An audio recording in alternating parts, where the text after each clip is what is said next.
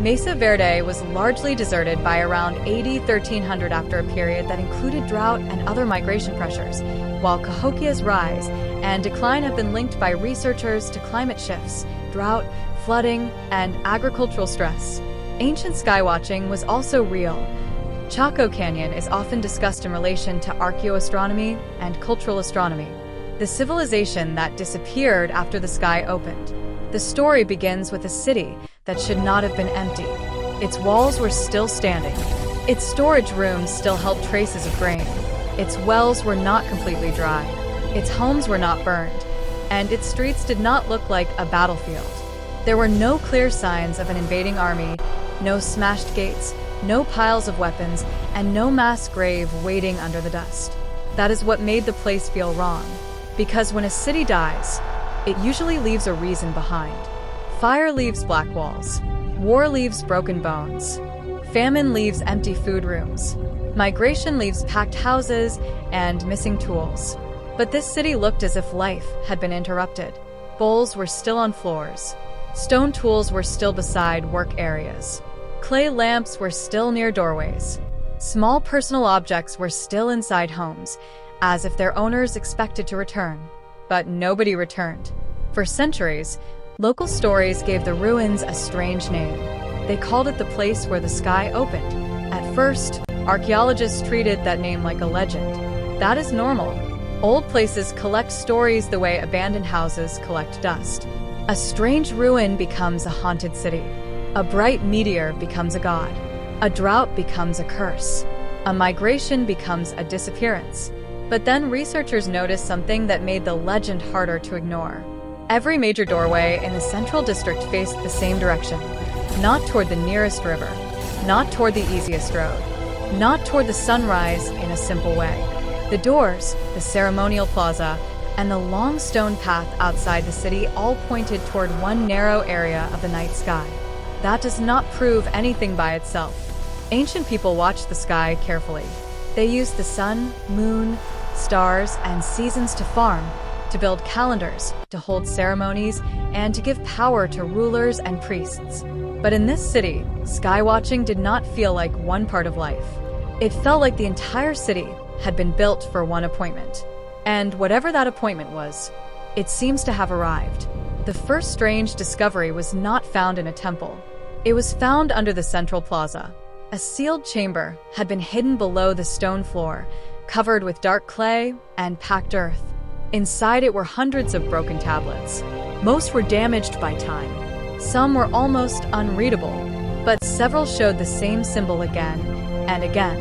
A circle split open by a vertical line. Below the circle were rows of people with their arms lifted. Above the circle was something that did not look like the sun. It looked like a wound. It looked like a door. It looked like the sky had been cut open.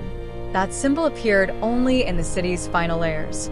Earlier artwork showed animals, stars, water signs, human figures, farming scenes, and normal religious patterns. Then, near the end, this new symbol appeared everywhere. It was carved on tablets. It was scratched near doorways. It was painted inside one underground room. It appeared on small black mirrors found on rooftops. And always, it was connected to people looking upward. The official explanation was careful. The city had probably suffered environmental stress. Maybe the rain became unreliable. Maybe crops failed over several seasons. Maybe leaders lost control. Maybe families slowly moved away. That kind of explanation makes sense, because many real ancient settlements declined through pressure that built slowly over time. A civilization does not need aliens to disappear. It only needs bad water, weak harvests, social conflict, and enough fear. But the problem was the timing. The final signs did not look slow. They looked sudden.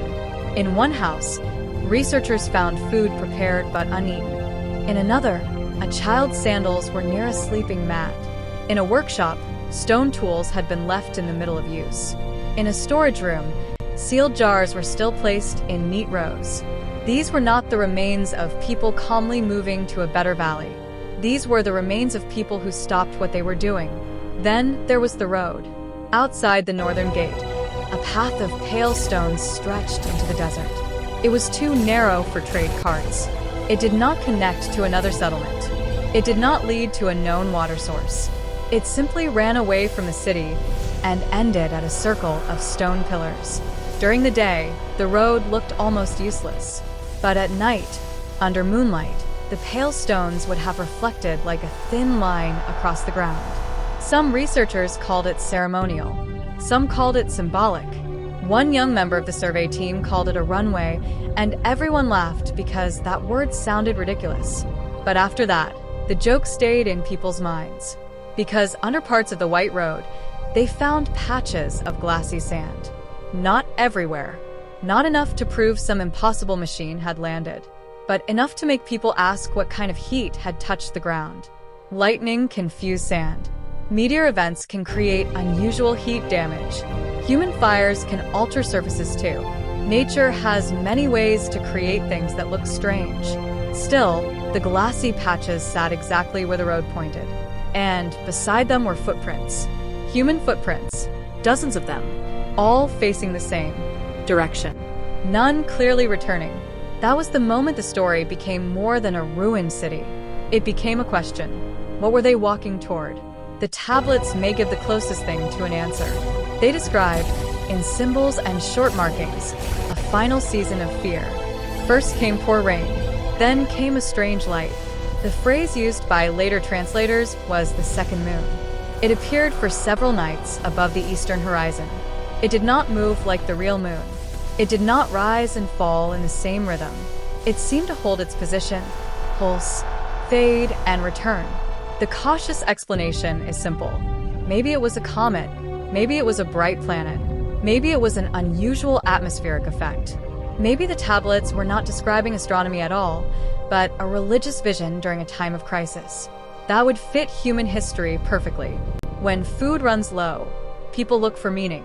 When leaders lose control, priests promise answers. When the sky does something unusual, a frightened population can turn it into destiny. But the city did more than watch. It prepared. Hundreds of black stone mirrors were placed on rooftops.